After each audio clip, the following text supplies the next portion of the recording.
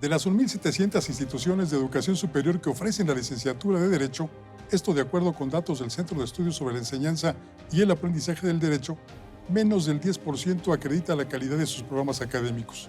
En el país, solo existen 138 escuelas con programas de calidad certificados por el Consejo Nacional para la Acreditación de la Educación Superior en Derecho. De este tema vamos a platicar hoy aquí, en Juzgue Usted.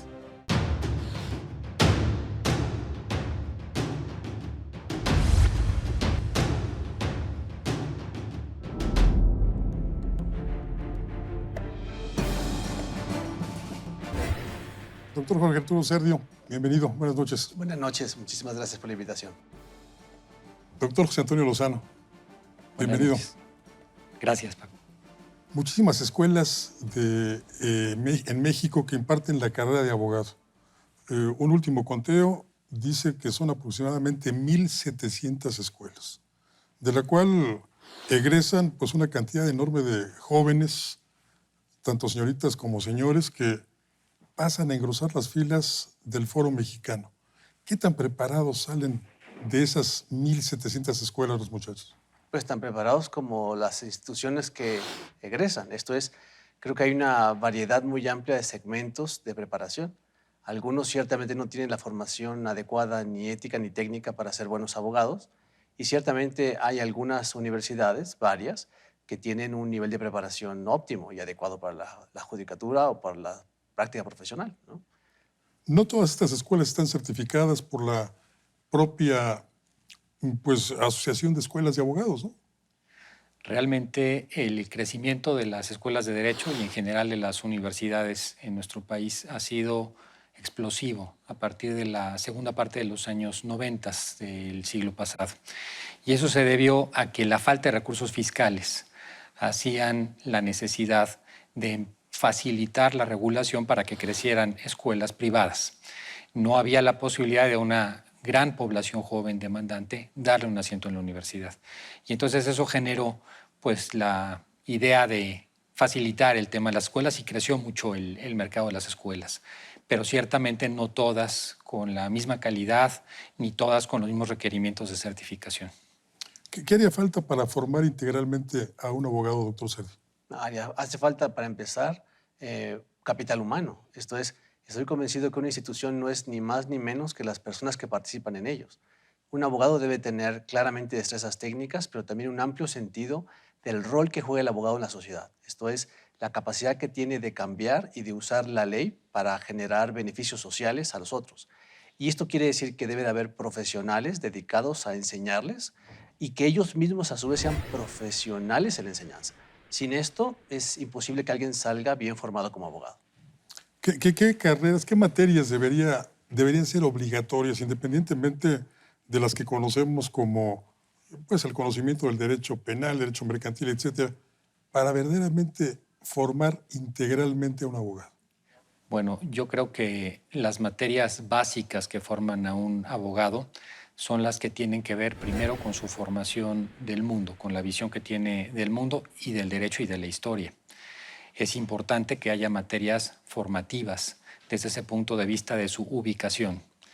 Materias también que tengan que ver con su manera de pensar. Por ejemplo, pienso en la materia de obligaciones en derechos civiles, muy relevante para que los abogados puedan enfrentarse a determinar cómo se resuelve una situación entre dos individuos, cómo se da la relación entre dos individuos. Y esas materias son las que nos tenemos que concentrar más, son las que nos dan el sentido jurídico. Luego habrá otras materias que nos transmitan algunas habilidades blandas, que nos transmitan materias de mayor actualidad. Pero sin la base relevante me parece que es muy complicado que podamos formar. Y todo eso aderezado, creo yo, con un sentido muy importante del ejercicio profesional ético. Creo que esa sería La ética es clave, ¿no? Absolutamente. La ética, desde luego, siempre toda profesión debe de estar auspiciada bajo prácticas y normas que rijan su buen actuar, esto Claro. seguro. Comunicación, medicina o derecho. Pero yo diría que en el caso de los abogados, cuando uno observa, por ejemplo, los ejemplos de Palermo y la descomposición social que hubo con la Cosa Nostra, o en Ucrania o en Europa del Este, ahí donde hubieron casos exacerbados de connivencia, esto es, de complicidad entre abogados y crimen organizado, abogados y malas prácticas, está claro que los abogados están llamados a ser un factor de cambio para bien. Y esto es algo que el abogado debe de saber desde su formación inicial. Esto es, no da lo mismo verme como un técnico, como si fuera alguien que simplemente afina tuercas de una maquinaria, o como alguien que para cada intervención debo de pensar en lo que es correcto, lo que es adecuado, las consecuencias que van a tener y cómo pongo esto al servicio del proyecto más grande que es colectivamente el bien común. Y creo que esto es una diferencia con la mera ética. Esto es, el actuar ético profesional lo debe tener un abogado. Debe saber el conflicto de intereses y debe saber dónde trazar la línea entre lo que es adecuado o inadecuado en sus servicios.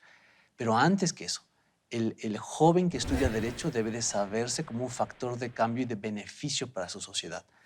A propósito de la técnica que mencionaba el doctor Sergio, doctor Lozano, hace poco veía en un programa de televisión estadounidense cómo ya hay computadoras, equipos, programas que realizan la labor de un abogado mucho más rápido que la que éste lo lleva a cabo.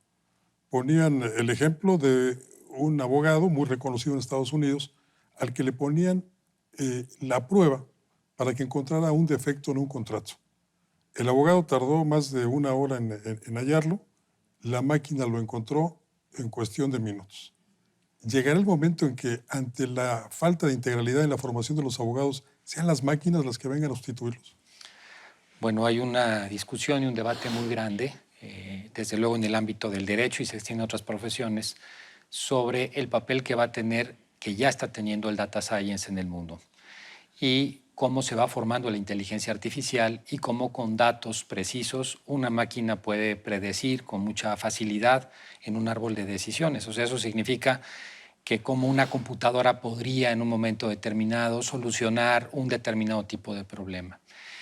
Y el gran reto para las profesiones en ese sentido, y sigo un poco lo que decía el doctor Sergio, es salirse un poco de lo ético. Hay cosas que una máquina nunca va a poder hacer, Claro. o una máquina no va a poder de alguna forma atender a su cliente de esa forma. Y eso tiene mucho que ver con la parte humana de la profesión, con el acercamiento y las aproximaciones que se hacen a realidades que son mucho más complejas de lo que un determinado algoritmo podría en un momento determinar. Y yo pienso mucho por eso que en las universidades algo que tenemos que fomentar no solamente es, y sigo también el argumento que me pareció maravilloso del doctor Sergio, de la parte de transmitir los conocimientos de carácter técnico, sino también, y yo creo que un poco más, cómo el maestro se convierte en eso, en un verdadero ejemplo de vida. Cómo se puede dar un modelo de trayectoria profesional, de vida profesional, a través del ejemplo que uno ve en otra persona. Hace no muchos años, un estudio muy importante de la Universidad de Stanford lo decía. Los alumnos en la universidad, más del 70% de lo aprenden fuera del aula, no adentro. Eso significa que lo aprenden a partir de los comportamientos, las actitudes y los modos de ser de su entorno. Y ahí los profesores y el claustro juegan un papel determinante. Pero en México se complicaría más esto que señala el estudio de Stanford que usted cita, porque no habría que soslayar que los jóvenes llegan a la universidad, a grados de estudio superior, muy mal preparados. Tenemos una crisis educativa que data de los años 70 del siglo pasado. ¿Cómo compensar esto, esta impreparación con la que llegan los jóvenes? ¿Qué tiene que hacer la facultad o la universidad para equilibrar esta situación? Yo no sé si equilibrarlo, pero creo que has dicho algo que es una especie de dilema en cómo las universidades encaran este desafío. Esto es, digamos, hay dos tipos para mí de universidades. Las universidades que acogen esto y tratan de recuperar el nivel del estudiante, dan cursos remediales, dan facilidades de acceso a cursos intermedios o dan plazos para que, por ejemplo, recuperen la buena escritura, el conocimiento de una segunda lengua. Y hay otras universidades que no hacen esto. Esto es que se ocupan de su estándar universitario y dejan que el alumno, por decirlo así, pague el costo de poder seguir adelante en sus estudios. Creo que aquí hay dos visiones, ¿no? Esto es, si el sistema educativo no produce buenos bachilleres, buenos egresados de la educación media, la universidad difícilmente podría hacerlo en su conjunto. Esto es, si alguien llega con deficiencias en el modo en cómo razona en términos lógicos, cómo escribe la lengua, en cómo se comunica, difícilmente va a poder progresar en las materias universitarias con éxito. Y el otro modelo es, mire, hay mucho por hacer en la universidad y quizás no me toca el papel, y esa es mi opinión, de paliar por completo, de enmendar por completo lo que está mal hecho, pero sí podemos mandar el mensaje de que hacia el futuro un buen profesionista, alguien que está formado con éxito de manera integral, tendrá incidencia en esos defectos del sistema. Yo quiero pensar que un egresado de una buena universidad, cuando sale, además de que está dispuesto a su práctica, sabe que tiene que voltear a ver dónde ayuda a su sociedad. Trabajo gratuito, trabajo de impacto social. Y no descartaría incluso trabajo ejemplar en el nivel medio superior. ¿Cuántas veces no vemos profesionistas que dedican su tiempo en otras profesiones? Y tristemente puedo decir que los abogados no están al principio de esa fila. Entonces yo diría, paliar quizás es muy utópico, pero lo que sí podemos hacer es mandar un ejemplo hacia el futuro para construir desde ese lugar. ¿Qué recomendaría usted a aquellos jóvenes que quieren seguir la carrera de abogado? Yo recomendaría que hagan una prueba, esto es que se acerquen a una persona que consideran un buen ejemplo de vida como abogado, que pasen quizás un día, que se acerquen a ver cómo de hecho desempeña su quehacer, para que puedan pasar de la fantasía o de la ilusión que puedan tener hacia ver cuál es el impacto real que puede tener en la vida de otras personas. Y que quizás la abogacía, como consejo final diría yo, es una profesión que entre otras, como la medicina, tiene un valor agregado de estar con los problemas humanos. Entonces, yo diría, para estudiar derecho hay que entender que uno va a estar con los problemas humanos. Doctor, ¿su recomendación?